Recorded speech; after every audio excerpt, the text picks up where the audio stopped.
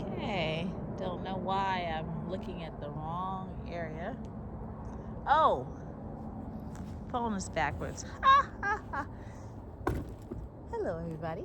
So, this is the fire pit area right now. We've had a little bit of a standstill, but I'm about to get out here and start doing some work.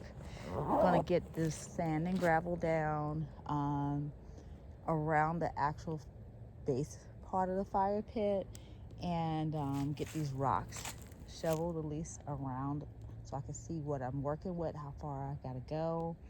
And yeah, but first we gotta get these leaves out.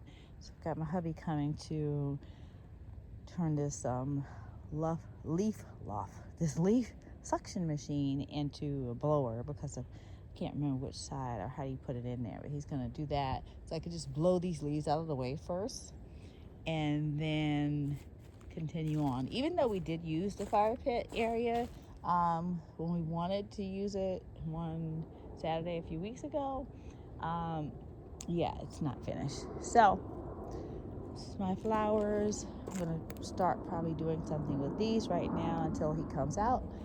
And yeah, all the sand and whatnot's over there.